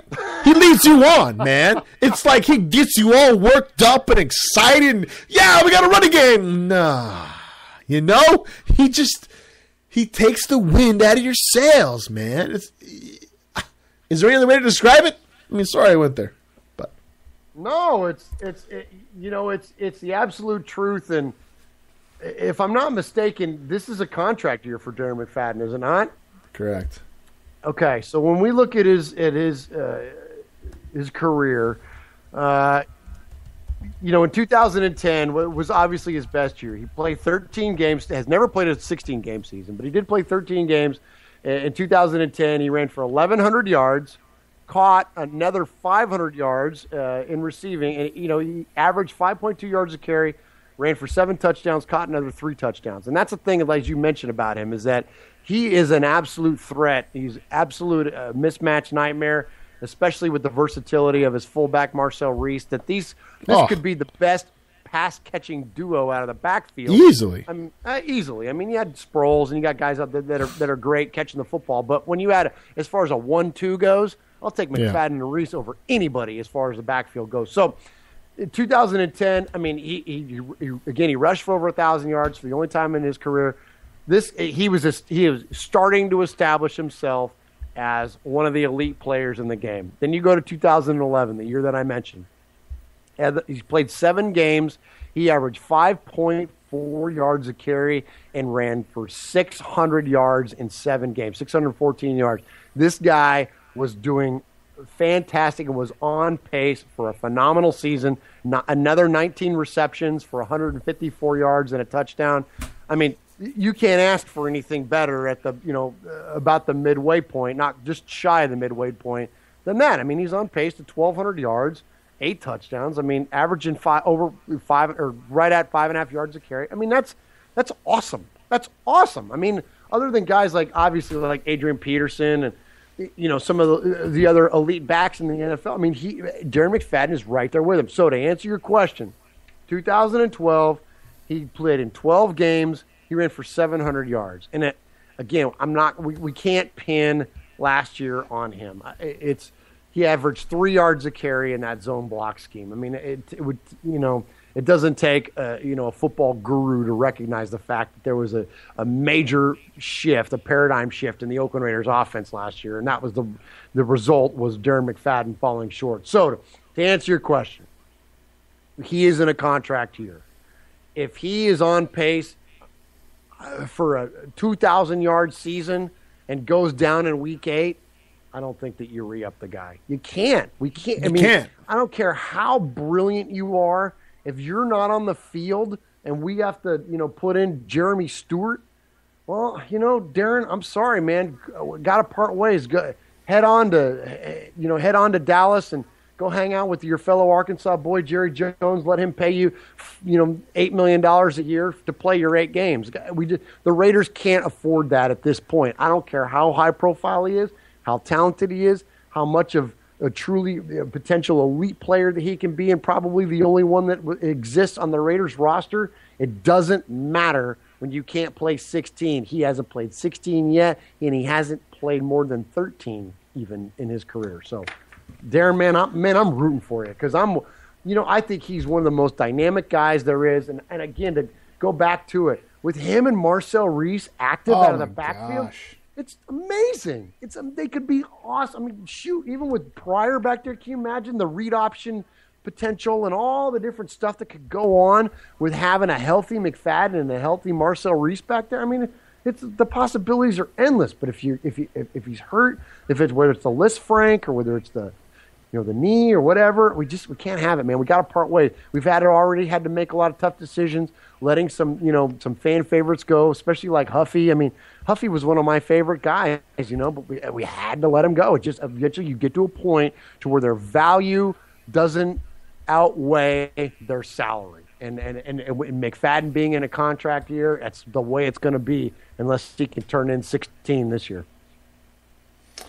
Yeah, it's bad. It's bad. Josh McDaniels, you're threatening to call in on Twitter, saying you got 100 things to talk about on McFadden. We'd love to hear him. 971-2-702-007. We got a few more minutes on the Raiders, Murph. McFadden, I'm rooting for him. I'm like you, man. I'm rooting for him. But I think he's slowly becoming a Greg Oden of the Portland Trailblazers, if you will. Maybe a Sam Bowie or a more recent Tracy McGrady. These guys who come in, have all the talent in the world, but just can never put it all together. Can never stay healthy long enough. Can never get the right mix of style of offense or whatever you have and stuff. So I think this is it. Make it or break it. You're not going to lose any money. right? It's a perfect situation for both of them if you think about it. It's McFadden's last year. Think of Fitzpatrick for Buffalo, right? Played his balls out, right? Just balled it his contract year. Got a huge contract. Now he sucks. Guys seem to play better during the contract year. They know. They ain't stupid. It's a business. It's a business, right? As much as we want to have loyalty and stuff like that, it's a freaking business, dude. It's make your money, and especially early on now, because guys aren't lasting a whole lot longer stuff, due to the injuries and stuff like that. So get in, get your cash, get out. So it's contract year. McFadden knows that. Maybe he wants to go somewhere else. Maybe he's done with Oakland. Maybe he doesn't want to be part of a rebuild. Maybe he wants to go somewhere else and be the featured back of an already, existing team. Think if he went like New York Giants or something like that, or a team with the actual quarterback threat, if you will, and stuff, Packers, right? Could you imagine Rodgers and McFadden? Oh my gosh, they'd be lights out. Oh, well, so. Yeah, absolutely. When you look at that football team, I mean, they have a glaring need at running back, and you put in someone that dynamic in the backfield. That's what I'm saying. With a guy that is accurate as Aaron Rodgers is and creative as he is, oh my goodness. Maybe McFadden wants out, but either way, it's his year to prove it. It's his year to prove what he's worth to the Raiders, but also to the rest of the league. But if you're McKenzie, it's also good too, because you don't lose nothing. Say McFadden comes out and doesn't work. He cuts them. Big deal. You don't lose no money. It's not like when you had to trade Palmer and you got a big cap hit and you had to cut these guys and you have all this dead money lying around. It's a perfect scenario for McKenzie and stuff. So it's going to be interesting to see how it plays out. It's a new system, going back to the old style, power running. You got the freaking incredible Hulk back there at left tackle. Oh. But at the same time, the left tackle is not... he is important in the run blocking scheme, but primarily you run your powers to the right side and your pass blocker is on the left side, especially, if you have a right-handed quarterback. So how much is Valdir going to play into the run blocking scheme? And is Khalif Barnes going to kill us? He's not the best right tackle out there. Do we draft one in the draft? Do we draft a lineman in the draft? It's going to be interesting. Murph, we have a call. Let's take it, shall we? Fantastic. Caller, you're on the line. Hi, how you doing? Pretty good, man. Yourself? Pretty good. Is this Josh McDaniels from Twitter? Yeah, it's me. Right on, man. Glad you called in. Yeah, thanks. What are your thoughts on McFadden? McFadden? I'm hoping that after all his bad luck this year that he's going to have a pretty good year this year. Maybe stay healthy. He's a feature back, and if he can actually pull out 12 games this year out of 16 out of a feature back in the NFL now, that's pretty good, I think. Do you think if he were to stay healthy, him and Reese could be one of the best tandems, if not the best tandem in the NFL? If McFadden could actually play 16 games, I actually, in my opinion, think he could set the NFL rushing record. Oh, wow. You got high hopes. Do you think... Well, hey, I predicted him to win 16 games. I'm with you. Do you think Khalif Barnes hurts us, though, at right tackle? Because that's that crucial piece to that power running game, Well, he played actually up until he got hurt last year. I think he actually played pretty well. It's probably his best season last year, up until he got hurt. And then when Willie came in, that was pretty disappointing. But Khalif, I believe, had his best year last year out of all his years. So maybe we can run with him this year. We might need to get another right tackle, but I was pretty surprised with what Khalif did last year. Now, I don't know if he's best with the power scheme or he actually pulled it off because it was the zone blocking scheme, but I don't know. Honestly, I don't know. Are you a Reggie supporter? Yeah, definitely. I think he's pretty low key. He said before, I'm pretty low key. he basically said I'm a ninja behind this calm face. You know, I've got a lot going on. I'm a quiet man. I'm not going to say much, but, you know, I'm pretty pumped behind this mask. And I think he's done pretty well overall with what's going on. He just seems to do the right things, but he's not a talker. He doesn't put it out there, but he seems to be doing the right things for the Rangers right now. Yeah, I kind of like that. I like that he's not making front page news, you know, like Davis used to towards the end there, you know, with his crazy press conferences and stuff like that, and his letters to who was that? McDaniels? Was that your brother? No. No. I like that McKenzie just lets his actions do the talking and stuff, you know. And for once, it seems like we actually have hope. There's light at the end of the tunnel. This next year could be pretty dark, could be pretty bleak. But I think guys are going to be hungry. They can sense a shift in the culture. What do you think, real quick here before we let you go, what do you think the record is this year the Raiders end up with? Well, before the draft, you can't really say, but it seems to me he's not. He's definitely gotten rid of most of the overpaid athletes. He's going with football players. He's going with hard workers. And it's kind of like the Raiders of the 80s. It's kind of like, these are just guys that are misfits. They've been thrown out of everywhere else. They're just football players. They're kind of wanted, but not really. They're all trying to prove something. And it's kind of up in the air. What are these guys actually going to do? What are they going to prove? And if they can all pull it together, if these guys can all prove something, or just 90% of them, I honestly could maybe see a 9-7, 10-6, lofty, something like that. Yeah. Do you think if they go 4-10, we're calling for Reggie and Dennis's head? No, because the cap situation over the last couple of years has been ridiculous. He's trying to fix it. He's trying to fix the problem. This year he's got a bunch of one-year contracts. Next year we're going to have, I believe, from what's been said, it's probably $50 million plus in cap space next year. So what he's going to do is take these one-year contracts, pick the guys that he has, that he likes, get rid of the ones he doesn't. Re-sign like Reese, whoever, McFadden if he does well this year and stays healthy. Sign them to new contracts. And Mark Davis has said it. He's this guy. He knows what's going on. Mm-hmm. He's restructuring with the cap, and I definitely don't think he's going to be gone after this year. It's going to depend on whatever, but I don't see him leaving after this year. Yeah, I hope not, man. I hope that we give him a shot, give him at least 3-4 years to let him do his thing and stuff, and reevaluate him at that point. Real quick, Josh, how long have you been a Raider fan for? Since 1983. I thought you were talking to me. No, we don't care about you. Like, don't you know? Who cares about you? My name's Josh, too. So you cut me off. Oh, awesome. Sorry, go ahead. Sorry. 83?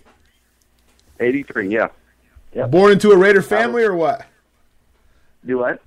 Were you born into a Raider family or you picked them up on your own? Nope. Yep. Me and my friend, we were 5 or 6 years old. We watched the Super Bowl from the year before. We, when I played Little League football, we were the Shady Hills Raiders. Bought into it. Loved the mean attitude, and nice. I've been that kind of fan ever since. Nice. Right on, man. Well, hey, appreciate you calling in. We're going to take a quick commercial break, and we'll be right back listening to the Sports Degos.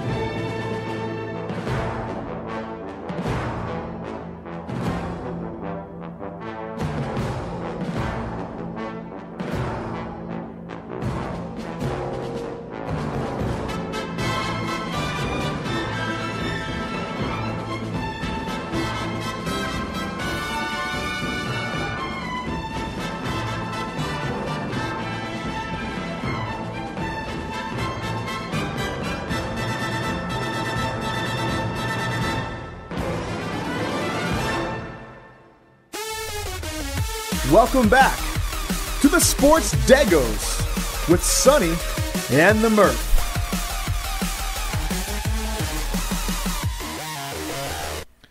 All right, welcome back to the Sports Degos, thesportsdegos.com, at the Sports Degos. I want to give I guess, Murph, I'm kind of a dorky white guy, but I guess they call us a shout out. Is that correct? Yeah, man, that's awesome.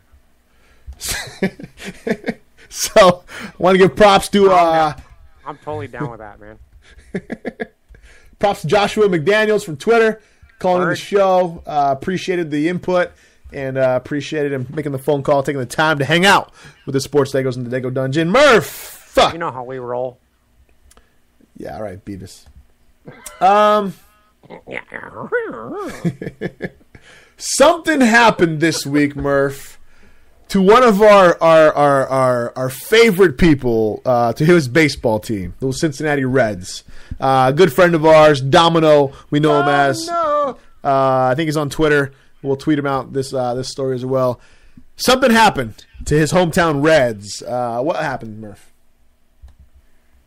You know, obviously there's no doubt that football is the sport that we tend to lean to and is clearly our favorite sport to watch and participate in and to have fun with. But, you know, there's something about baseball. Baseball has a certain magic to it that is really unmatched in the world of sport. You know, whether it be the unwritten rules of baseball or the lack of it being a timed event, you know, there are a lot of things that are unique and are uncharacteristic of other sporting events about baseball. And so because of that uniqueness of it, it tends to generate some pretty cool stuff. You know, it tends to generate a lot of human moments. And, you know, it's a very cerebral game, and there's a lot of things that go on during the game that maybe as a viewer, not only on TV but even at the park that maybe you don't realize what's actually going on at the time until you get some distance from it, and then you can really take a look and see what happened. So, anyways, we had one of those moments that happened this week, and you know, this was a pretty crappy week as far as things that have gone on in the world, whether it be the tragic events in Boston or in Texas, or there's been a lot of things that have gone on. But one of those the bright spots that happened this past week was Todd Frazier, who's a first baseman for the Cincinnati Reds. He's playing in place of the injured Joey Votto. He went up to bat in pretty much a blowout. It was an 11-1 game. I'm trying to think of who they were playing off the top of my head. I think it was the Marlins. He went up to bat, and they had a gentleman named Ted Kramer, who was a bat boy for the Reds that day. I think it was like the second or third time he'd been the bat boy for the Reds, and he was stricken with Down syndrome, so he's a special needs guy.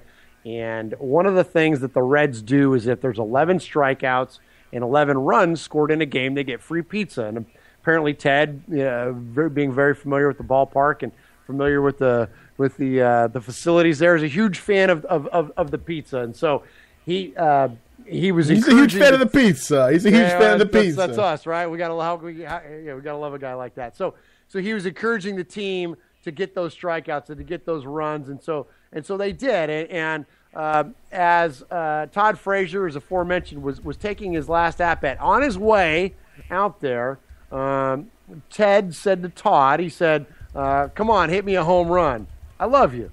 And Todd said, "I love you too. I'll hit you one." And what did Todd Frazier do? He went up to the plate and he jacked a home run. And when you see Ted's reaction to the home run, and we'll tweet out a link to the MLB.com video, it's one of those just kind of really unique, special moments that happens in Major League Baseball, or really any facet of baseball. That it's very heartwarming, it's very touching, and just it's kind of one of the things that we like to celebrate as sports fans.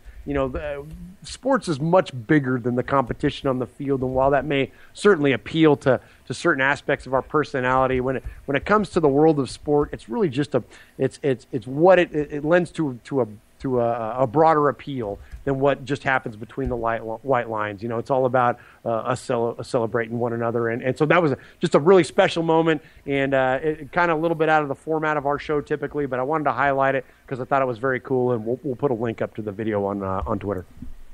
Yeah, I just posted the link out there.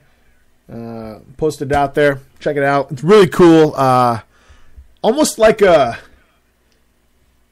I don't want to get into controversy here. Rudy, maybe? No? Not like that? A little bit. I mean, it's one of those, it's kind of one of those heartfelt, sports Yeah, moments. you put them in. You put them in and stuff. You let them, it's like what you do when, back when you're playing minors in 6th grade and stuff, like you're playing because you love the game. And then, there's that kid on the bench who's not very good. Everybody knows it. But then the best player on the team goes to the coach and says, "Hey, man, let's let him play. We're winning. Put him in center field," and it just makes that kid's life. Sometimes sports can give us that kick, that drive to be like, "Man, I was part of the team," especially for a kid to suffer from Down syndrome, or for a kid to suffer from any kind of disease, even if the kid's just picked on a lot, not very popular. You give that kid a chance to be part of something, to be actually part of a team, that could change his whole entire life. That could be the one moment that transcends his life and really makes a deep impact. So, man, I'd love to hear that when it comes to sports stuff. That's just awesome. Hey, Murph. Yo. What half heritage are you? I'm half Irish. Nah, the good half. Half Italian. Or Sicilian. There you go. So, Murph, every week we do a whopping historical fact of the week. We always change our voices when we talk about it, so we sound cooler, too. Hey, yo. Even though we are Degos, we're not really Degos. We're American Degos. Anyway. We're American Degos. And we're not from the East Coast. But, hey, whatever. No, we're Bay Area Degos. We're Bay Area Degos, which is actually, I'm not to infuriate our East Coast. It's the better Dago. You know what? We got better food. I'm sure they got a La Villa. Hey, I'll take La Villa, San Jose raviolis. I'll take the Pepsi Challenge against anything on the East Coast. Come on. There you go. All right, Murph, give us the fact of the week. I love this segment. This has become my favorite segment of the week because it really forces me, but I have to dig in to history a little bit. I gotta dig. It's easy enough to just log into to ye old Google and look up something that famous that happened on a certain day, but to try to find an Italian link, Sicilian link to that particular event, that whether it be a birthday or a historical event or a musical achievement, whatever it may be, it's proven to be a little bit of a challenge, and I've become I've really learned a lot in doing this. And so one of the I thought was really fun was that considering the obviously the center of attention of our country been revolving around Boston this past week, I thought it was pretty cool that this day, April 20th, 1912, was the first game ever at Fenway Park. And in that game, the newly named Boston Red Sox took on the New York Highlanders. Well, Sonny, we know when it comes to Highlanders, there can be only one. And that one was the Boston Red Sox. They won in 11 innings. They won 7-6. And not only on this day, 4:20, they won at 4:20 in the afternoon. So all you partakers, enjoy that. Now, how does that fit in? Yeah, give me the tie-in. You call Italians potheads? What are you doing here? No, not you anymore. No, I'm kidding. So, that's what qualifies me to do my current job. Experience. So, how does that tie into being Italian? Well, I've stretched some. I've had a few stretches. I've had some Beatles. Yeah, you're like 6'10", right? You've stretched a lot. I've had to stretch for some. Well, so I thought there had to have been an Italian that played for either the Yankees or, the Highlanders that became the New York Yankees, that played for the Highlanders or the Boston Red Sox in that game? The answer to that question is no. I thought there might have had to have been a coach on staff for either one of those teams that was of Italian descent. The answer to that question is no. I thought maybe ownership possibly could have somewhere along the way been of some Italian descent of either one of these baseball teams. The answer to that question is no. I even researched the construction company that built Fenway Park. No, none of them. None of them are Italian. None of the workers that built Fenway Park. Fenway Park in Boston in that time was littered, as it is nowadays, with a bunch of Irishmen. If this was the Irish fact of the week, if this was the Micking fact of the week, I would have had no problem. But unfortunately, there was no Italian. How many nationalities can we offend in one segment? So, here's what I settled on. For those Boston Red Sox, there is a man currently playing catcher.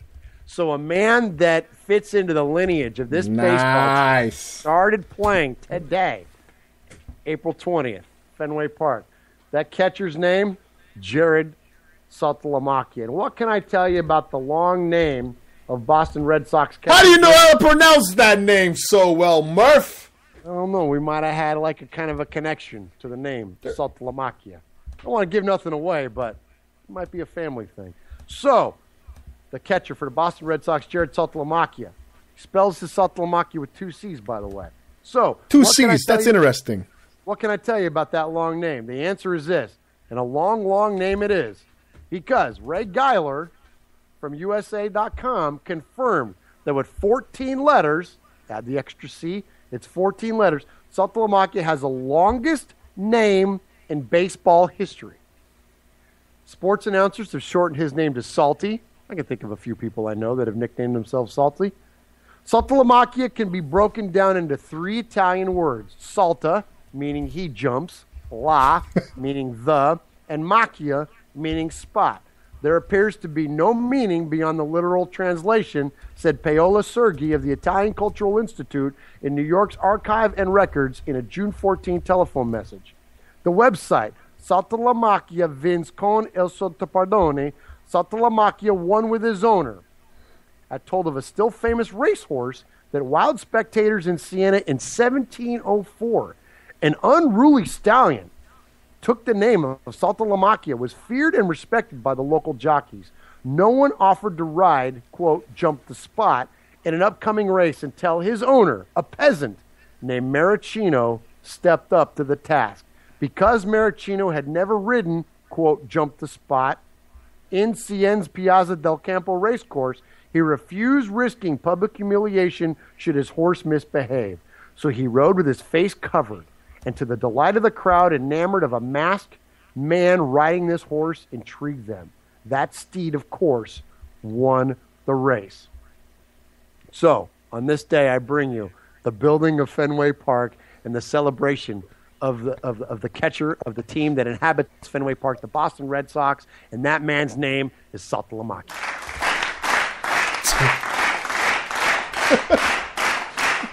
Every week they get better.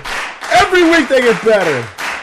The best ones are the ones where, shut up already, you studio audience. The best ones are where I got no freaking idea where you're going with it. Those are the best.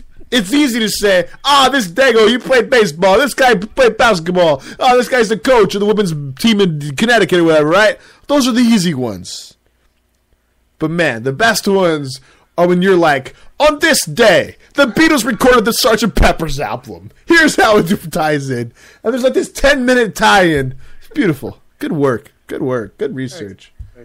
Good research. If there ever was a position open for useless facts about Italians on certain days of the year, you, my friend, would be a shoo-in. You would be a shoo-in. I will gladly own that role. And Fox Sports, SI.com, ESPN, I'm available. You can reach us at our Dego hotline number. When it's appropriate, when you're not being a sad sack. But I was going into Toshi Station to pick up some power converters. Sad sack. It's really unfair. It's my team. It's my quarterback. Sad sack. I'll be lying if I said that it didn't bother me. Sad sack. Sometimes emotions is what makes a person. Sad sack. Promised Mess I wouldn't do this. But, as I said, there comes a time when Sad sack. Oh, I just changed my shirt. My chicken! Sad sack. I'm not a sad sack, am I? You complete me. Sad sack. Sonny, some people are sad. And no one's sadder than the quarterback of the New York Jets. I'm going to quote this. The quarterback of the New York Jets is Mark Sanchez, and he says, well, I think that part of it, too, is that ESPN didn't necessarily sneak in overnight at our training camp. Sanchez added about the daily on-site coverage by the cable outlet in Cortland, New York last year. They had permission to go. You can avoid that stuff on your own if you like. In my opinion, he's a popular guy and people gravitate towards him. He's a special person and a heck of a competitor. So people want to know what's going on. But that's all I got about that. It's Mark Sanchez, you sad sack. That's Mark Sanchez talking about Tim Tebow, and he's blaming the New York Jets. Oh, they brought him in to compete. They brought him in to get attention. You think? You generated 26 turnovers back-to-back years, worst being the butt fumble, Mark. Way to run into your lineman and drop the ball on the ground. What do you expect Rex to do? You expect him to just let that go, to not try to bring in someone to compete with you, to try to maybe generate something out of you, to try to ignite some kind of fiery spirit? No, instead, what did he generate? A sad sack. Gosh, I hate the Jets. She just coined the phrase butt fumble. I didn't coin it. That's been out there. You can Google that one. Mark Sanchez! Hey, sad sack. Seriously? You are the sad sack of the week with Murph and Sonny. Freaking you butt fumbler. You hot dog on the sideline eating butt fumbler. Oh, He's probably just jealous. It's not his face on old Rex's arm. That's his jersey. How creepy is that, by the way? Yeah, that's pretty. Yeah, that's above our pay grade. That's some Dr. Phil type stuff. On this show. That's some Dr. Phil type stuff right there. Because he also has a problem picking out the toe jam, his wife's toes and stuff. You know, like, that's just too easy. It's like just picking on the fat. You know, it's too easy. It's too easy. It's like picking on a Bulls fan.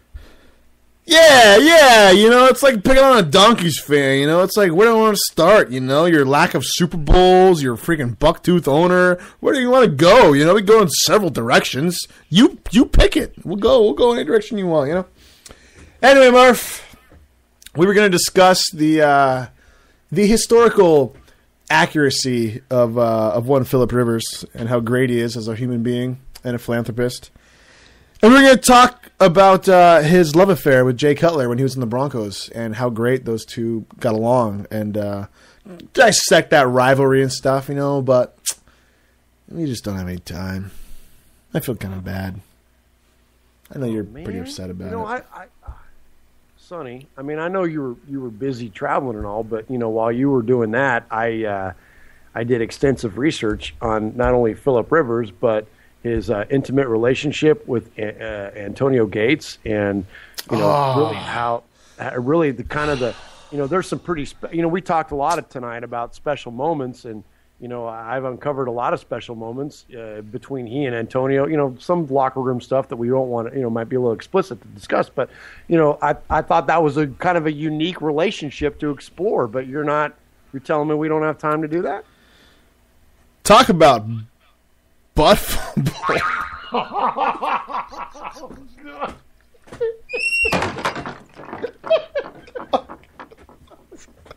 Okay.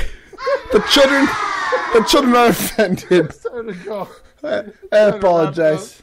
Yeah, I'm 2 hours sleep, 2 plane rides, and a Corona in. I gotta go. All right, Murph. Appreciate you taking the time to visit the Dego Dungeon. Appreciate Joshua McDaniels at Joshua McDaniel 2 on Twitter. Murph, we're talking to him right now about maybe being a writer on our website. Who knows? We'll see how that goes. Anyway, appreciate everybody listening. Love talking sports. Love talking just life in general. And we'll be back next week. Murph, I kind of like the late show time. I got to be honest. You know what? I'm not opposed to it. I mean, we certainly wanted to be accommodating to our East Coast listeners, but as we have found, most of our listenership comes, it comes via podcast. So going a little bit later, I'm not opposed to it, man. We might have to explore that option. All right. So we next week might go a little later. We'll keep you posted on Twitter. Until then, you can find us on our website, thesportsdegos.com. Occasionally we'll post blogs. You can find all the archives to our podcast on there, on iTunes, Stitcher, on Spreaker as well. You can go to Spreaker.com. You can link that with your Facebook and follow us there and catch anything new through Facebook right there as well. Until then, Murph, I believe, are we going to have anything to talk about next week? Is there anything big going on? I can't think of anything big going on. There's something Thursday. Is there a tennis tournament or something? Yeah, I think Pete Sampras is playing John McEnroe, and Martina Navratilova. Classic, yeah. Martina Navratilova is gonna be the judge, and then what was her face? Monica something. What was the girl who grunted? Remember the girl who grunted? It is a little. No, but she was like, "Whoopee, whoopee." You don't remember her, dude? Yeah, no, I totally remember her. She kind of started the grunting thing. Now they all do it, though. Monica Seles. Yeah, Monica Seles, the rat face. It's time to... Well, I shouldn't call her a rat face. Did you just call her a rat face? Well, a little bit. It's late. This is what you get. This is the after hours version of this. Here's Monica grunting.